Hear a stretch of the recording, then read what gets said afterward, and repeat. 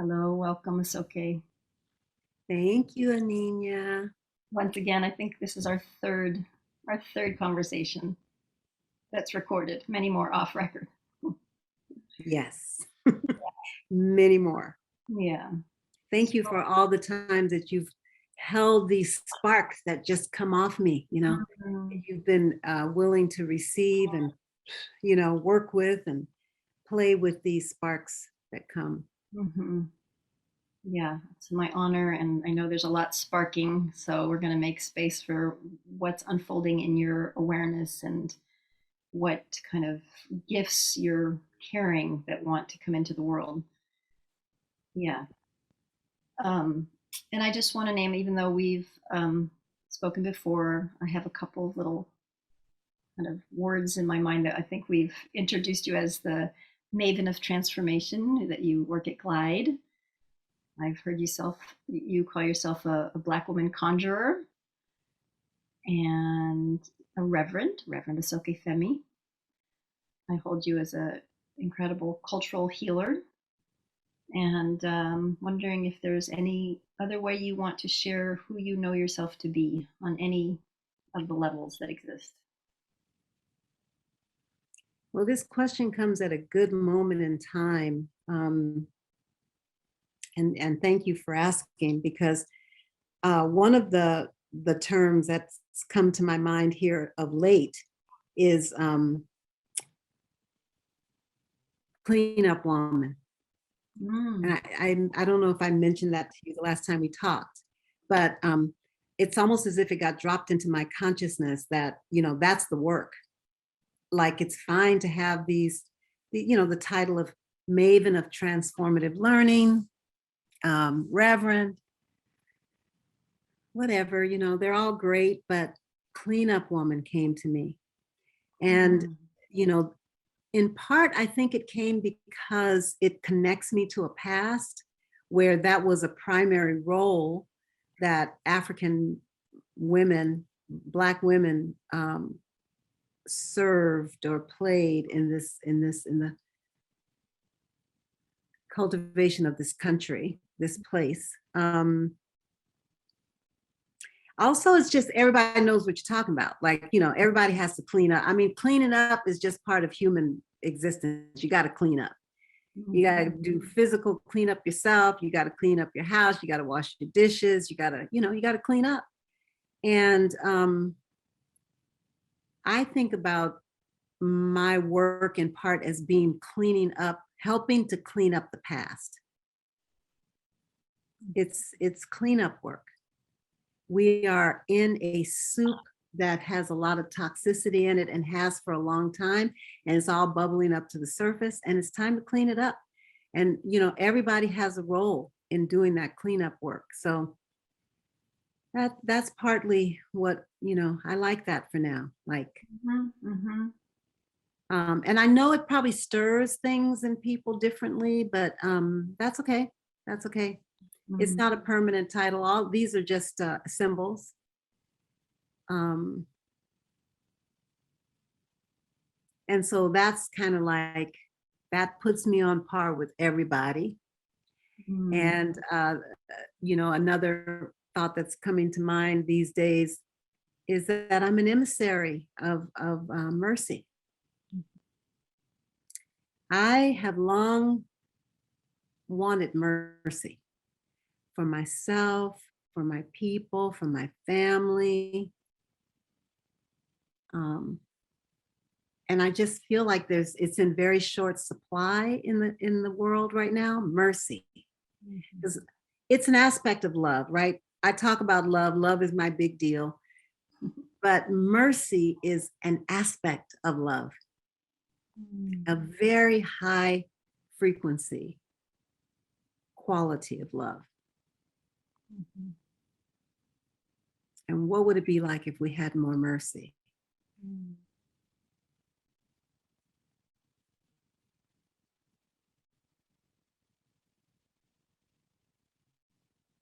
Yeah, thank you. So I want to welcome Cleanup Woman and Emissary of Mercy. Thank you. And It's interesting because when we had spoken before about what we might want to talk about today, I feel like I almost felt like just doing like a mind map where you do bubbles and all the things that you associate to, because it feels like there's a lot of different pieces. Yeah. Yeah, a lot of different pieces, and one of them that we're all good. Yeah, Yes. You know what? I turn off my self view because it's distracting to me. sure. So Yeah. now I can't see me, and that feels better. Okay, good. I'm just looking at you. Yeah. Good. Do I look like I'm looking at you? I hope so. Huh? That- You do. Okay. Okay. Um, so one thing, even when you were speaking about being cleanup woman, your voice changed, your intonation changed, the way you said it changed, right? And so one of the multiple things we've talked about is this blackness and the way that there's something arising in you of wanting to bring more of yourself into spaces. Yeah. So I'm a little bit like, oh, should we just start with just like naming like a lot of different places and then see where we want to dive in? Because I wrote down a Yeah, few. that could be fun. Yeah. That could be, my mind works that way. You know, my wife says I have popcorn brain. So yeah, so one of the things that's percolating for me right now, or popping in the popcorn popper, is the idea of the cult of whiteness. That's an idea that I'm really wanting to dive into with people. Hmm. The idea that always metaphysical. I'm always looking for openings to have metaphysical conversations with people about justice. And so, one such idea is that everything that we're living with that we don't want, and everything that we're living with that we do want, started with an idea. It's all in the realm of mind that things begin. Hmm. So, we have a situation in our world where Black people, certainly not, they're not the only ones, but for now, we're talking about Black folks, appear to be on the bottom of the heap in everywhere in the world. Seem to be like open season on Black people in much of the world, certainly here. And that the conditions that made that possible are rooted in an idea or a set of ideas um, that can be unpacked. But more importantly, what I feel is that we don't seem to know how to unseat an idea that has really taken strong root. This idea of Black inferiority and Black degradation and viewing Blackness from a lens of lack are ideas that need to be unseated. Hmm. So a question is, what will unseat the idea? Hmm. And I think that metaphysically speaking, the only thing that will unseat an idea is a better one. Hmm. That's So interesting. Yeah, I mean that just pop in a thought about that is when you work shamanically and you remove something toxic, you don't just remove it and then you're done. Then you call on something else and you fill that place. yes, So the affinity site doesn't just keep pulling the same thing in. yes, beautiful, Yeah. beautiful. I Yeah. like that. Yeah. So this is my intuition that um, this is why I say to people, and I may have said this in the last interview, but that it's not enough to be against racism. In fact, being against something is not really that great. Mhm. It's not, it's not that great metaphysically. Mhm. Far better to be for something than to be against something. Mhm. Because energetically, energy doesn't relate to the don't like part. It just relates to the thought, the thought form. And if the thought form is I don't like, then you get more I don't like energy. That's what you're creating. But if you say, well, what do I love? You know, what do I love? Mm. You know, and Mhm. there is a metaphysical saying that it's eluding me at the moment, but it's something about what you appreciate appreciates. I Mhm. think that's the phrase, what you appreciate appreciates. So I'm looking to increase our appreciation of Blackness Mhm. rather than Mhm. spend the next 50 years trying to overcome the anti-Blackness Mm. by being mad at it, Mhm. by being frustrated with it, by beating it up, Being afraid of it. punishing, Yeah. being afraid of it. Yeah. So that's another idea that's been floating in my mind. Okay. Another one is about me being a hybrid. Mhm. Did I mention the cult of whiteness? Is that the first one I said? So in the cult of whiteness, um, there's confusion. So I just think that whole thing needs to be unpacked. What are we talking about? What is a cult of whiteness? And one thing, bit of clarity that I've gotten about it is that when I talk about that, I'm talking about standardized whiteness, Mm.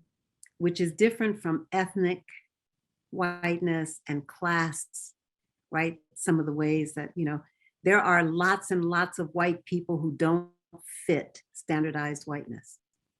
Well We're said. not Mhm. welcomed in it. They're not, yeah, right. So,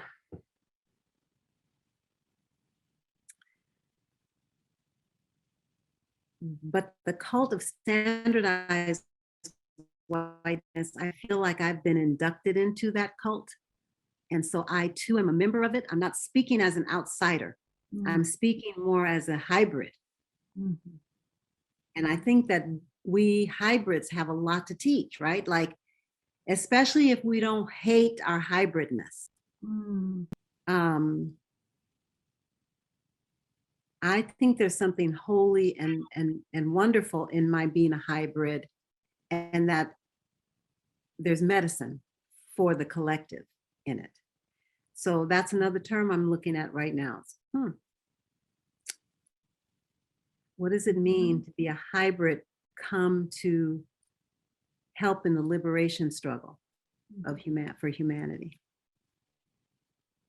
Yeah, it sounds like it gives you an immediate in as a bridger, just the deep understanding of different worlds.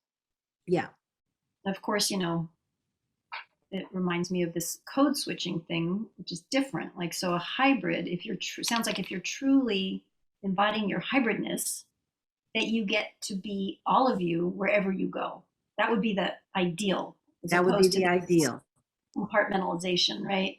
So right? like how do you get to be a hybrid and and work with the barriers and the in the culture and in yourself around what does it mean to be all of you, including all of your blackness, which I know that's one of the pieces that we were That's one bringing. of the goals, right? So Yeah. you have to become very willing to to notice. You have to wake yourself up to the subtle ways, because even people, it's very difficult for people to even really recognize that there's such a thing as a cult of whiteness. Much of it is invisible. That's the nature of cults. That's, Right. you're not supposed to know you're in one. It doesn't even know it is one, Yeah. right? It's not like there's some mastermind up there created this cult. There are some masterminds in our culture. I know that, but Mhm. um, let's take a family. Family has cult dynamics, but no one set out to make a cult. Mhm. They set out to create the conditions that would keep everyone safe, that would give people a sense of belonging and meaning, and then it just slips into certain cult dynamics, just slip in Mhm. unbeknownst. And so you have to be watchful. And I'm having to be watchful of the many ways that I have learned to privilege the white side of my hybridity Mhm. over the black side. Mhm. And now I'm in a period of correcting that. Mhm. Yeah. And so, I always love when things are in the moment because that's where they're most alive, right? So here we are, and I'm sure there's a cult of whiteness happening right now, right? This conversation is happening inside the cult to Yeah. a certain degree. Yeah. Do you want to speak to that and how you experience that, how you perceive that? Well, I'm noticing that even though I'm a hybrid and I'm very good at it, that it's tiring Mm.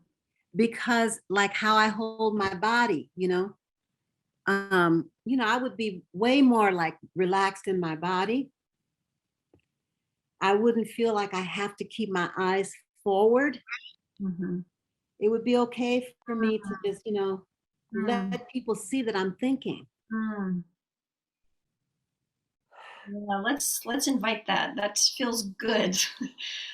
Something when you lean back, I'm like, oh, I feel my own holding. So I really want to invite like a live exploration of this. Yeah. So anything else that shows up, I'm just here to listen and hold the space for that. I was talking to a friend the other day and I was telling her about like, this is one of the ways that I feel like, and I know not all Black culture is like this, but the Black culture from which I emerged, um, there was a saying the adults would say frequently. I heard it many times in my childhood and as an adult.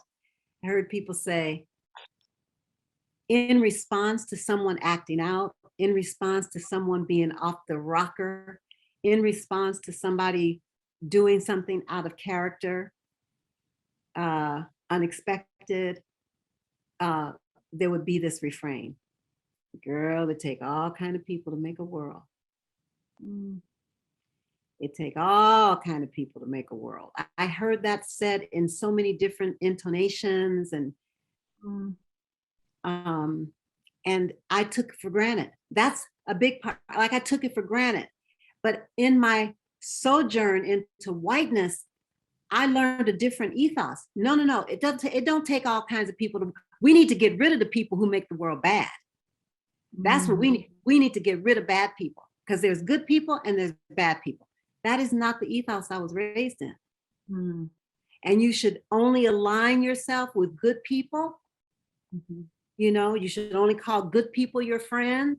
If you have a bad person in your family, you should, do what you can to distance from them. I'm not saying that that doesn't happen in Black families, but it was not the prevailing ethos when I was growing up. When I was growing up, it was like, well, shit, everybody got stuff.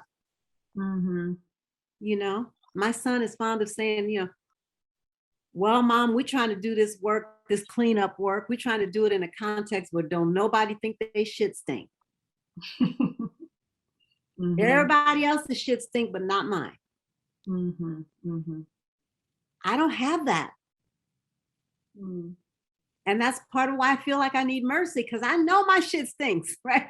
And, you know, and I can feel that flush that comes when you've broken the rules of the cult. Mm. And so I feel like I just broke it, the way I'm talking and, all that. But yeah, I love that I like, why would we want to get rid of this culture that knows how to make room for all the oddballs and the weirdos and you know, the ne'er-do-wells and yes, you fall out with them and you might say, you got to get your ass out of my house right now, but you can come back tomorrow because you're just on my nerves. You're on my nerves. I've had it with you today. That kind of truth telling, Mm-hmm. you know, Yeah. there are very few places in the white world where you can tell the truth like that. Yeah, it's in my experience, it's behind closed doors, and God forbid if anybody hears. At least my like shame core structures, like shh, shh, like don't let Yeah, the neighbors hear. yeah. Yeah. Look, I remember my cousins, both my mom and my auntie they were like this. They were always together. We were raised almost like a little sibling bunch. They had a little more security than my mom's kids, but we were raised together. And there was a rule on Fridays, you know, that my cousins had to come home from school and clean the house before they could have company, before they could go anywhere. And Friday night was a big deal to go out to some party, to go dancing, or to have people over. Mhm. And I remember several occasions, you know, when you know, they thought they had done their work and their friends came over and my auntie started drinking and saying all kinds of crazy stuff in front of them. And my cousin, I remember my cousin saying, "Mom, why are you putting my business out in the street?" Right? Because she would reveal something about my cousin. And my auntie would say, "Your business was put in the street when I had you. How you got here is your business in the street." Mm. Right? Like, whoa, what? What? Right. So different. So different. So Every, different. yeah. I'm just associating to a, I don't remember who it was. I heard a Native American man speaking about the radio that's on the reservation, and how on the radio they just share like, oh, so and so just, you know, went to the dentist and this person just broke up with this, you know, they just, it's like, it's just everybody's business. Everybody's business. What you talking about? Your business. Your business. Everybody know your business already, you know? So, and you know, even saying it that way, like I get it's exhausting to make sure that my nouns and pronouns and verbs all match. Like, you know, we call it busting verbs Mm. at home, you know. When you talk about somebody not speaking proper English, you say, "Oh yeah, they'd be busting verbs," right? That is just code for they don't speak standardized English, you know, and yet certain truths I can't tell them in standardized English. Mm.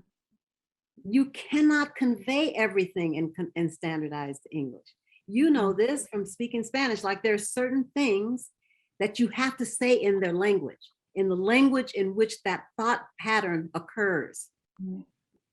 And that has been sidelined in my sojourn into whiteness, Mm-hmm. you know, because I'm always not consciously anymore, but in the beginning, I was trying to prove my intelligence because that's the attack. One of the attacks on Blackness is the attack on intelligence, right? So you're automatically put on the defensive. You're put on the defensive in the beginning, you know, Mm-hmm. by how you look, you know, your history as a, you know, enslaved people, on and on, all kinds of stuff. And then you have to, white people think that intelligence is a function of proper speech. Mm-hmm. But I know people who never spent a day in school and who don't speak standard English, and they're smarter than me. They're smarter than a whole bunch of people I know. Mm. And so if you're just going on like, oh, they don't put their words together properly, if that's your measure of intelligence, that's pretty Mm. anemic.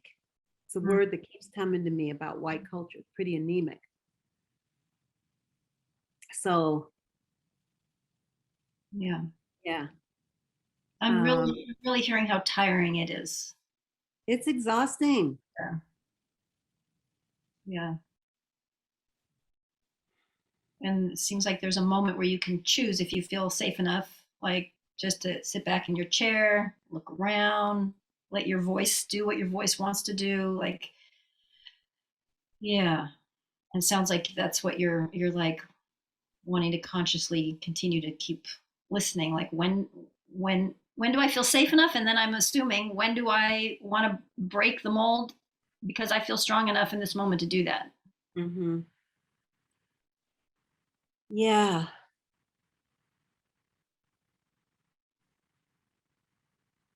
I mean, the piece about taking care of white people is pretty big. Mm-hmm.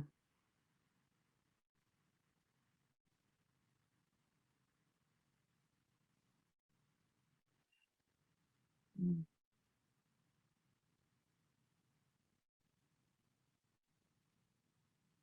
But, you know, on some level, I believe that there is an unconscious understanding of this beauty of Blackness that I'm trying to name and resurrect and apologize for denigrating.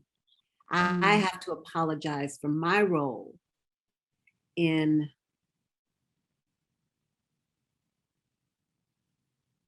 deepening the groove of the cult of whiteness. Even though I wasn't conscious and aware when I entered into it, I still participated, and that's another reason for mercy. It's like, yeah, I participated. I didn't know what I was giving away. I didn't know that I was trading in some cases, I was trading in rubies for pyrite or whatever it is. You know what I mean? I don't know if it's pyrite, whatever that, Fool's gold. Fool's gold. Gold. Yeah. What's the proper word for fool's gold? Is it pyrite? No. Looks like that. Maybe that is fool's gold. Yeah. Yeah. Like, Yeah. I didn't know, So anyhow. Yeah. Yeah. Interesting when you say that, because I feel my own tightening. Like, what? Like, like, shit, is that all we have is fool's gold? Like, where's my gold? Yes. Right. And that's why I've been trying to say to people, standardized whiteness rolls over white diversity. Right. That was a word I wrote down for today. Yeah. That's a big one. Damn. Right? If you don't ever do anything to end racism on behalf of others, which you shouldn't be doing anyway, look at that one. Do you get to be yourself?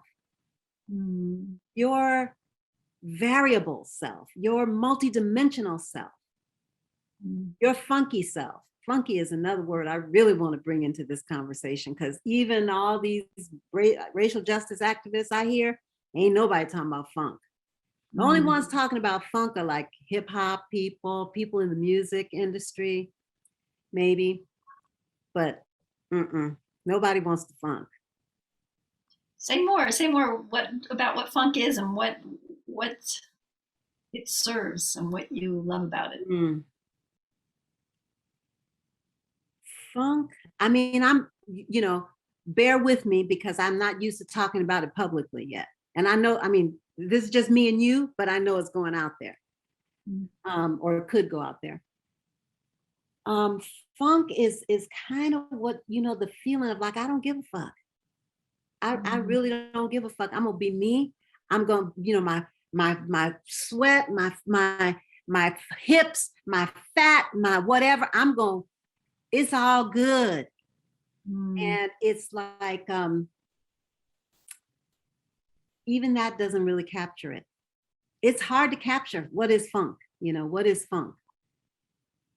It's the opposite of decorum. It's the opposite of decorum. It is the opposite of decorum. It is one of the gods who says, it's Hermes taking a shit on, Zeus's pillow.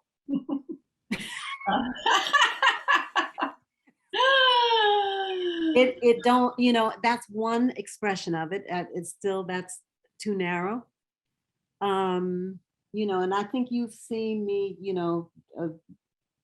personify or impersonate my mother. There's a way that it looks.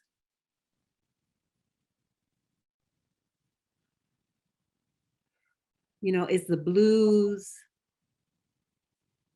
It's a deep to the bone knowing about what life is really about. It's about the funk and the shit and the piss and the, all that stuff. A good movie to watch about this is Lackawanna Blues. I would love for you to watch it. Lackawanna Blues. Lackawanna Blues. Lackawanna is a place in New York. Okay. And it's based on a biographical, a memoir of a young Black man who was raised in this house that was a boarding house, rooming house. Room and board or something. Yep. Yes. It's like that movie really touched me because It takes place in an era when I was growing up, just before, it happens just before about the same time, I was growing up. And those characters in that movie feel like characters that were in my community.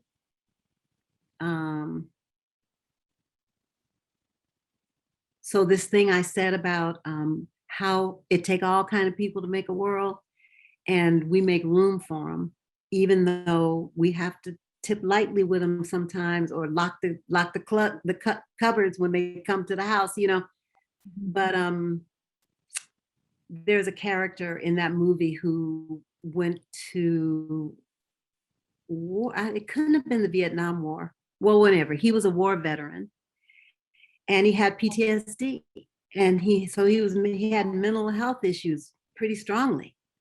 And there's one occasion where he loses it, and he almost kills someone close to him, someone in that rooming house.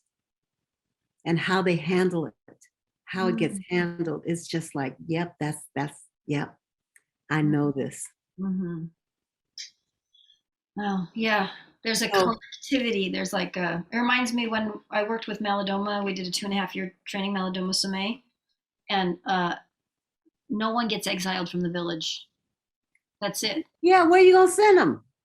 Well, when you're in a workshop, it's like, this person sucks and they need to go. No, exactly. Nobody. I was like, whoa, it was like, just knowing that, even though after that was never spoken, just knowing that changed everything. Yeah, it changes everything. Yeah. Now, and one of the things that it does is that it forces us, one of the things that the cult of whiteness teaches us is to pretend.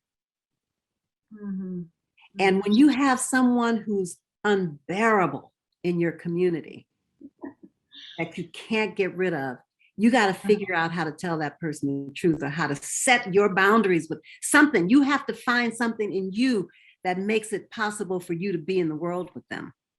And there's many, many ways, there's many ways that you can do that. Not all of them good, but you do have to come out of pretense.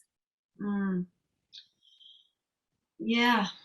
And that, I think, when I think about like the request of whiteness around Black liberation, is a request that is so insulting, because it says, feel them small, like just keep it small.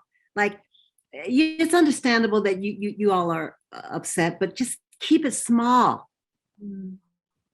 What? That is pretense. You want me to pretend that it doesn't hurt as much as it does. You want me to pretend that the world is a little more open than it is, So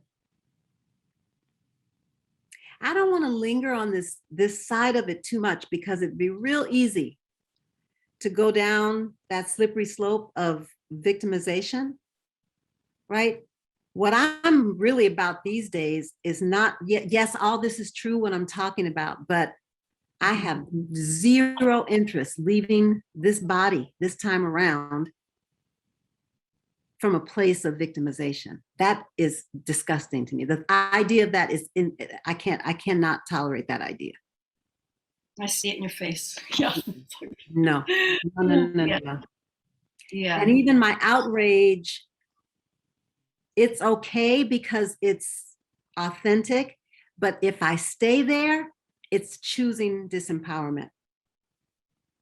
Wow, what a line to watch, right? It's the importance of expression and fullness and embodiment, and then not pop out, indulging, or wow. There's a lot of consciousness necessary to track that. Yes. This is a question I have for you. Okay. So for me, and who knows how much this is wrapped up in whiteness, or who knows what, because also in Buddhism, there's a lot of stillness, right? Yes. So consciousness, in my experience, unless the animism kind of takes it to another place, but let's just say consciousness in terms of maybe mindfulness or like even now, I'm just sitting kind of quietly so I can really be with you, Mm-hmm. right?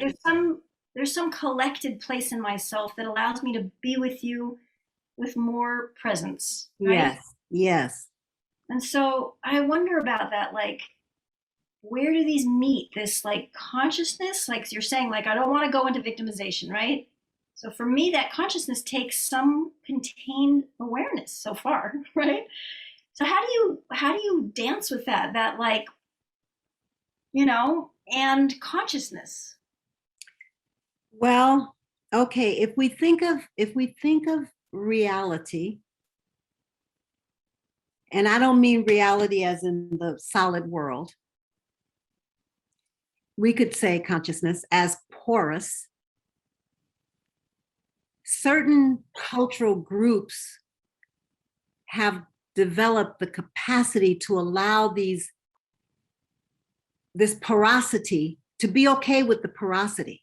Right. And so right now, the angry, funky, whatever might be here, and 5 minutes later, it's like, baby, it's all right. It's all right. I got you.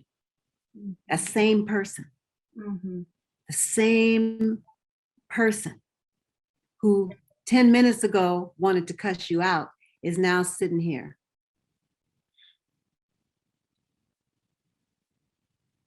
I know one thing, I know God loves everybody. And I don't care how many of you activists say they ain't no God, that's all right. You don't have to have one. But I know God lets all this shit happen, all of it. And none of us is without the love of that thing, that whatever loves us. And so, yeah, you did wrong. We all have done wrong.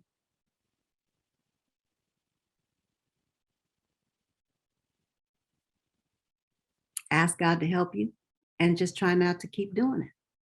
So there's the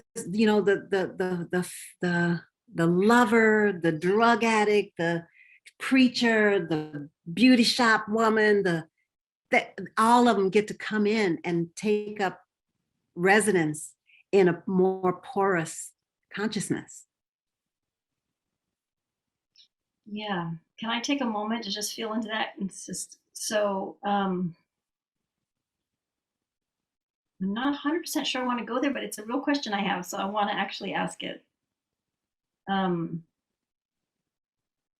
I'm going to just share one lens and just let me know what you think of it. Okay. Okay. And I will say, just um, to be transparent, part of it is influenced by this Gurdjieff work that I've been working with, right? So this, which comes from the Middle East and Asia, Egypt, right? So it doesn't come from Europe, but the teacher was from the Caucasus. But anyway, so I'm hearing the archetypal, the movement, the freedom to not be one I, like to be many. And in almost in a way, it sounds like to, I don't know if channeling would be the word, but like so open that you're not even identified with all these energies that come, right? Right. And there's a spontaneity. And because of the funky thing, you don't give a shit how you're showing up from 1 minute to the next. You're not trying to like prove something about yourself, or right. Yes. So there's a freedom there I totally get, and I know that part in myself, right? And Mm-hmm. it's so enlivening and so free, and why would anyone want anything else? Like that freedom is like, right, you feel plugged into something bigger, right? Yes. Yes. So then there's this whole other thing that's contained, like, so if this mindfulness work or awakening work people do that is got its own flavor in the West, and I'm sure a very specific flavor among white people, right? That adds its own thing to it. Yeah. Yeah. But that being said, um, there's this part of my questioning that goes, well, isn't that just can we might also just be asleep and like, okay, it's the sleep idea. Like these are all happen automatically. And I'm speaking for myself, and there's this thing I've touched where it's like, oh, when I'm home, things don't happen automatically. I don't know if I can explain it well. Um, Do you mean that when you're home in yourself? yeah, there's this First of eye all, that's the there's eye. an eye that's not fragmented into many eyes. Mm-hmm. And that eye is kind of like this thing that looks behind my eyes Yes, and, yes, and isn't anemia. It's like, oh, there's yeah. this being, there's a being, right? It's So that I G don't word. know. It's the G word. Yeah, It's so like I guess, yeah, the isness that we yeah, all share, that's the biggest struggle on this dimension, is for me to know that the eye looking at me through your eyes is the same eye looking at you through mine. We yes, share that eye. That eye is unchanging. That eye, I don't know. It's a mystery. It's a mystery. I yeah, mean, the people who have reached enlightenment, maybe they could describe it. I haven't. I can only talk about it in the limited way that I understand it. That right, yes, there is an eye, an unchanging, eternal eye looking out at all this and experiencing all this, right, um, and enjoying it. right. Yeah, and Uh, sometimes laughing yeah, with compassion. yeah, Yeah, not laughing at, yeah, just because it would only be laughing at itself for one thing, and it doesn't laugh at itself. It just laughs because it loves the play of life. Um, but I think that even when you come from a tradition that practices spirit possession, where you develop this porosity that can come in, I actually think that even in, let's take monkeys, which is a tricky word to use when we're talking about race, and it's coming from somebody like me who look to someone who looks like you. Black people don't like people using monkey stuff because that's what they used to say to evoke shame and to control and to create the image of inferiority. But let's take monkeys, right? Like, especially, I mean, I'm not really good on all the different kinds of monkeys, but when you think of monkeys, you do think of a lot of activity, do you not? mhm, They're bounding from tree to tree and branch to branch. They're on the move, they're moving. But even though that's true, there's a stillness. mm, So we equate all this physical movement with not being still. That's not true. mm, I think that's a faulty wire there. mm, It can be true, and most of the time it is true with our busyness. But mhm, when we inhabit a being who is very lively, that's different from, oh, I got to do this and I got to go pick up the kids and I got to dust this and I got to fix this and I'm just moving to avoid myself. But when you let someone, let a quality of soul in, a quality of being in, it isn't, there is, maybe because there's integrity in it. That being has its own integrity, and in that there is a stillness. I hear you. Um, and I actually have to think about the whole idea of stillness because I do a lot of prayer and meditation, and I have all this awakened kundalini, and it is always moving. And I've heard it said, nothing in creation is ever completely still, actually. So that comes in, that pops in too as an idea. I can't prove it, but I know that when I am very still, and even when my mind is still, this kundalini energy is moving, and it's like a spiral dance that's moving inside of me. So I don't know about stillness. Yeah, it's interesting because just because we're on the topic of whiteness, this containment and this holding and this erectness and this measuredness is so part of whiteness that it's just an interesting place to explore, because I also Mm-hmm. have found some really deep things in that stillness, and I can feel my whole body, enculturation of like sitting up and sitting tall and being, a good student and being, all those things. So, and one of the things I'm thinking as you're speaking is this Let's like, shake for a second. yeah. Ah,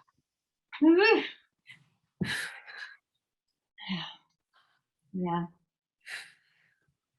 Yeah. thank you. Oh, Mm. Yeah. Maybe even just taking a breath and feeling if we're where we want to be in the mhm. conversation. It's And fun. Just by the way, I'm having fun. This is so much okay. fun to me. Oh, good. I love it too. Okay, well, I do want to take a moment breath, and then I do have something to say, but I also want to check in and see if there's something that feels like, oh, I want to make sure I say this, before we, close. We have a good 20 minutes, but I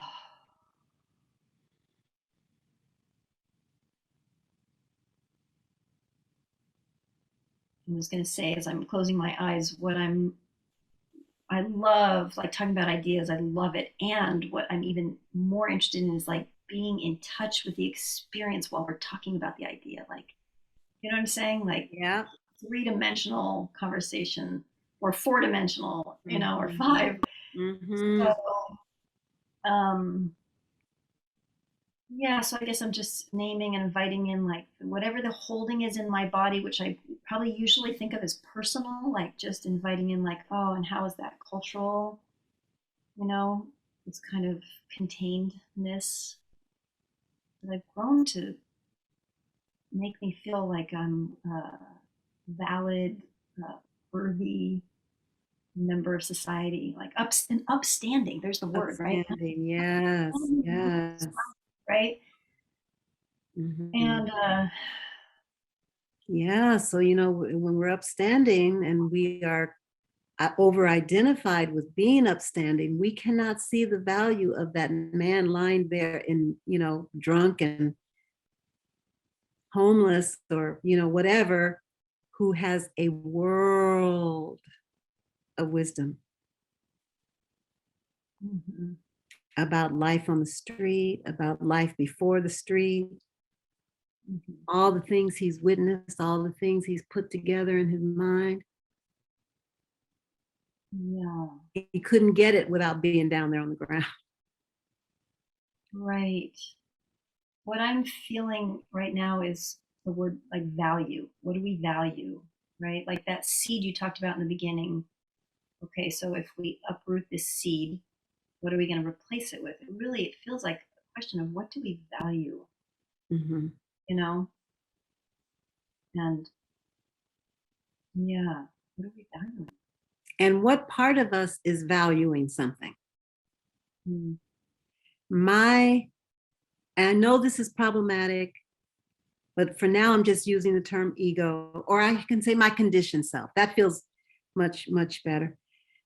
My conditioned self values that I have this house and that, I don't have to share it with a bunch of people and that I can afford it. mhm, And that my conditioned self values possession of things. mm, It values being treated with respect and all that kind of stuff. But that's a part of myself that is it's there's nothing wrong with it. I'm not condemning it, but I am saying that if that part doesn't get what it values, it loses value. It feels valueless, mhm, mhm, right? mhm. There has to be a part of me that can find value that doesn't even have to find it, knows what is really what counts. Mhm. Um, so yes, something there about that, just the conditioned self and what it values over a deeper, bigger, unconditioned self. Did that totally distract you? Not at all. It's just that's a huge question.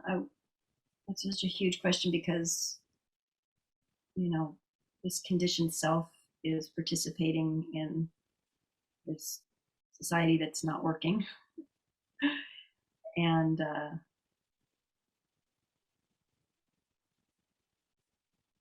I have to remind myself that it's a many generations process. It's like not going to end my lifetime, because otherwise I feel nuts, like that I own a home and that other people are on the streets. And like, it's like, okay, we're all like, cleaning the house. I feel like I'm an enzyme, like, like, okay. Ooh, you getting into the cleaning. Like, what part of the cleaning are you? Oh, this is juicy.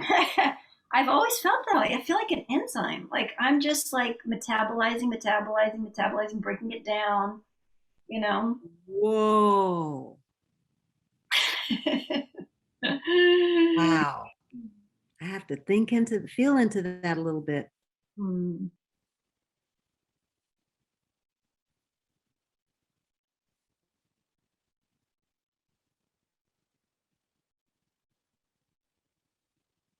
Maybe I'm the epicac.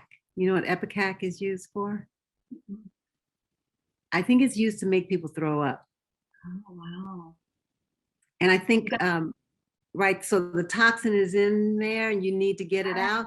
And I think about I think about Rumi's poem where he's telling the guy to eat he wakes him up. The guy wakes up and this guy is beating him and telling him, eat that rotten apple. He's making him eat rotten apples. He's making him eat rotten apples. And the guy is like, what have I ever done to you that you would do this to me? Shut up and keep eating, he says. And the guy keeps eating the rotten apples, and pretty soon he throws up and a snake comes out. And the prophet says, I couldn't take the time to tell you why I had to do this. It would have made your heart stop. So I had to just get you to throw it up. Interesting. Isn't that beautiful? It's beautiful. And I'm a little, and it's horrific. No, I'm a little envious, because it's like you're not. I don't know if you feel like you are, but I feel like I've spent my lifetime metabolizing it all in my own body, like carrying like the weight of slavery in my body, and my ancestors and all they did. And it's like, oh, making someone else throw up. That sounds better. Well, I'm playing with it. That's one image that came. I don't know if it's the one that really fits me, but it's one image that came. Yeah. No, I get it. Because I do think I do my part to avoid the vomit too. Mm. So I don't know. But trust me, it'll be working. That will be working my consciousness for the next day or two. What kind of, what part of the cleanup am I doing? I've always loved the idea that we're cells in the body of the earth. And, like that's one reason standardization cannot function for the well-being of all people. Because some people are heart cells, some people are liver cells, some people are living in the colon, some people are in the brain. Like we're not all meant to be doing the same job, So, yeah. And how does that fit the whole thing about it take all kind of people to make a world? I think it's an honorable corollary.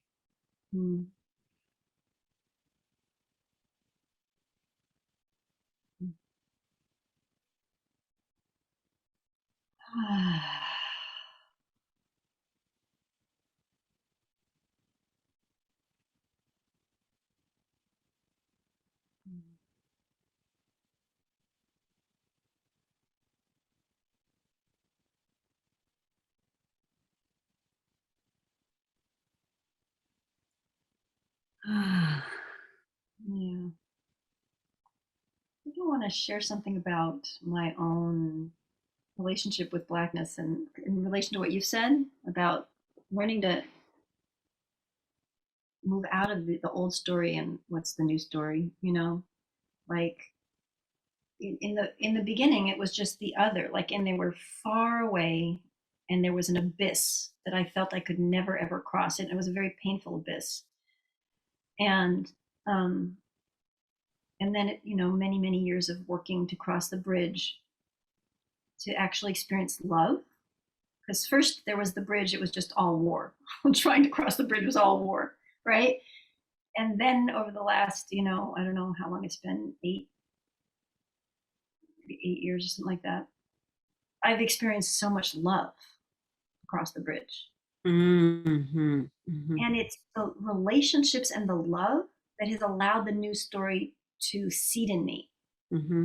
Because now when I see Black people, there's actually, it doesn't feel like other. I don't know who each individual is, but as a collective feeling or whatever my unconscious, whatever's shifted in here, there's a there's a there's a love or a beauty or an honoring or a curiosity if they're kind of past the kind of like past the hybrid zone. Because most of the people I'm in connection with, I think the hybridness has allowed the love to be there because there's enough crossover that we can meet, Yeah.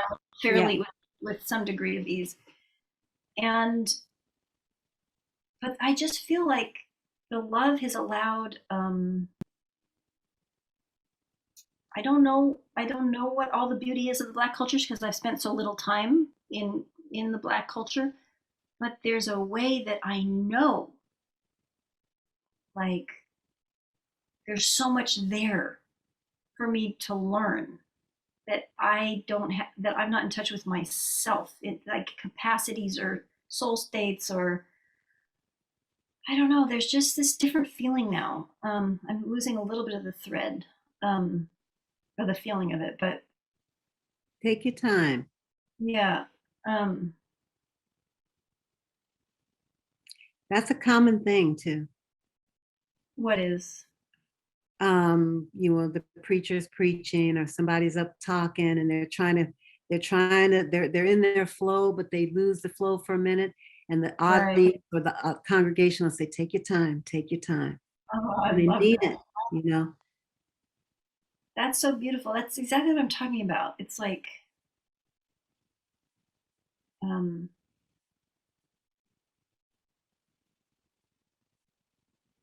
I guess it's just a feeling of a knowing that to name. All I can say is that this love and this relational deep connection, it feels like there's an opening somewhere in me that there wasn't before. That it's so different than the like empty white soul that wants to grab and appropriate something because I don't know who I am. Mm-hmm. Or like, oh, you're my family and we've been estranged and I'm not whole without knowing you or something like that, you know? But beyond the hybrid, like there's a part of my soul that's like, yeah, and what about beyond the hybrid? Like what are the riches there that I'm missing out on because of how we've been so intensely separated. I don't know how well I'm communicating, but I'm trying to name something. No, it's good. And it's you see it's this vulnerability in this place of like something wasn't there and now it's emerging and it's tender and new and can't and eludes description. Mm-hmm. But you know it.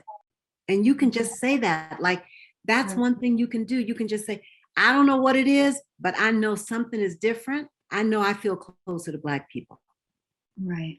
Right. So like that is the freedom that a certain kind of Blackness gives you. So now I might not have the words for this, but I know something's different. I can feel it. I can tell in my relationship something has shifted and it's good.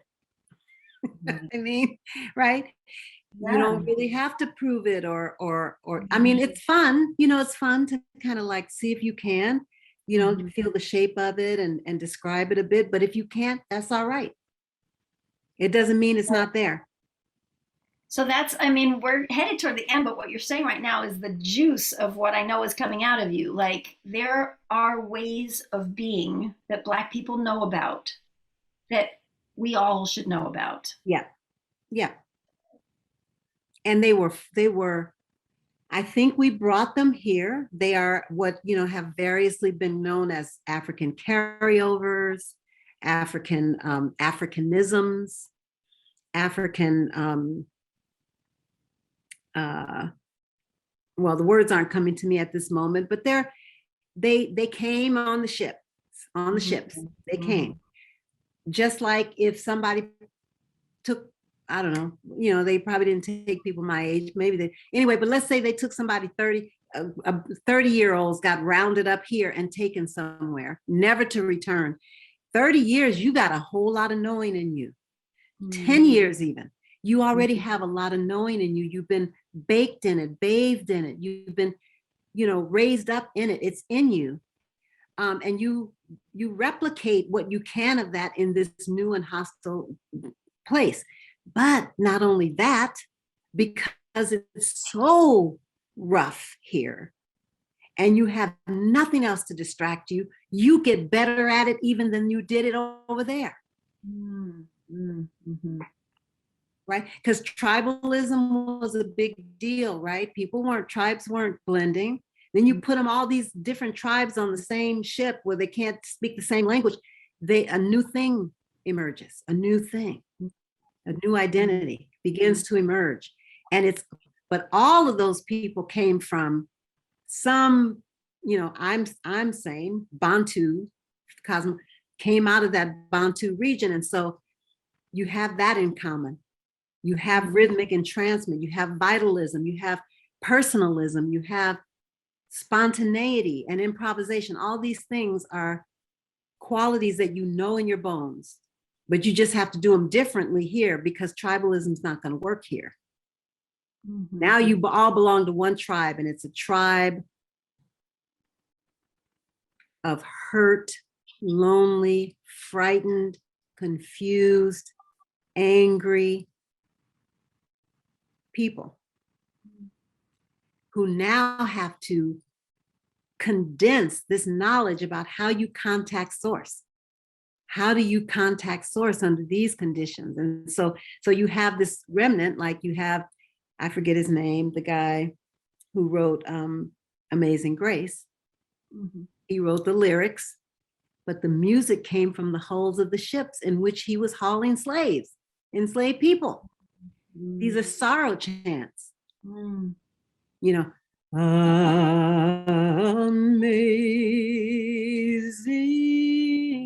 grace. That's African. And he heard it, right? So in the archives where this is, the cataloged, they say words by so-and-so, music unknown. Oh, wow. Right? Yeah, it's unknown because it came from down there with them people moaning and groaning and singing together and humming together about their conditions. So we turned it into something more. We forged it here. We forged it, I think, even more here. And, in Brazil, in Haiti, in Cuba, in the islands, Jamaica. So it's pretty, what do you learn in 244 years of living under insanity? This is one of the reasons why, I know a lot of people are upset, Black people too are upset about Trump, but this is one, whenever I think about Donald Trump, I think, you think those people didn't live through way worse characters? 244 years in a system that kept insisting that it wanted to retain its slavery. It was not going to make it if it didn't keep slavery. The whole country was built on that tension, right? And so all these lunatics had to, they had to be lunatics who were arguing for it, lunatics who were saying they ain't got no souls, lunatics who were like saying they're just barely higher than monkeys. They had to justify this. And so we've lived with lunacy. And this is why Donald Trump is not that much of a lunatic. It's just that he's in our current scope. We can see him, right? But yeah, those guys who were, you know, everybody thought they were just the most wonderful statesmen. Everybody, you know, proud to think about being a descendant of Jefferson or whoever. And they had slaves and they enslaved their own children. Mhm. Right. So the lunacy has been here a very long time. And it's on a different scale now. And the level of harm that can be done is greater. It's true. That's all true. But the actual lunacy itself, he's not that much more of a lunatic than anybody else was, than some of these other people were. So what did you have to forge in order? Oh, I see the time. What kind of character did you have to forge and how did you do it? So that's one of the reasons I really want to talk about those hush harbors where people had to go and contact energies, cosmic energies, in order to live another day. Right. And then it becomes a practice, you know, becomes a way of being. Right. And all the people who come to see this, you know, you come to the plantation, ooh, they just love being enslaved because they're singing.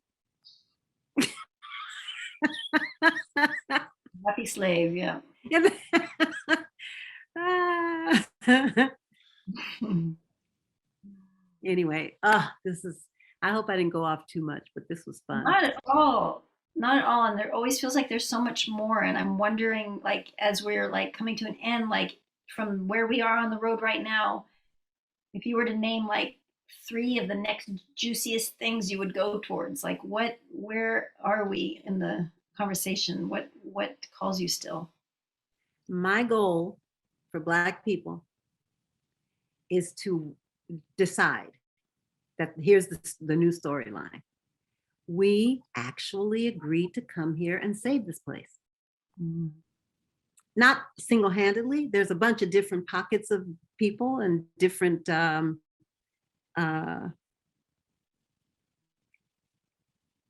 cultural, you know, like certain women, Native people, you know, indigenous indigenous North Americans, Hawaiians, you know, monks sitting in the, you know, in the caves, you know, just there's a bunch of pockets, but this is a pocket. We are not here at the whim of something, and we knew we wanted to be here right now, and we're gonna cry our tears, we're gonna yell and stomp our anger, and we are gonna save this son of a gun.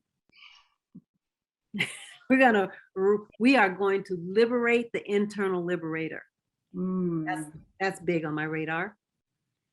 Mm. And, you know, of course, right along with it comes this fear that I'm gonna get, you know, just totally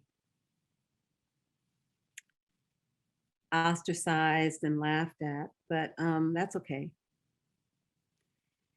What else is on the horizon? I am starting these Black groups that are going to meet.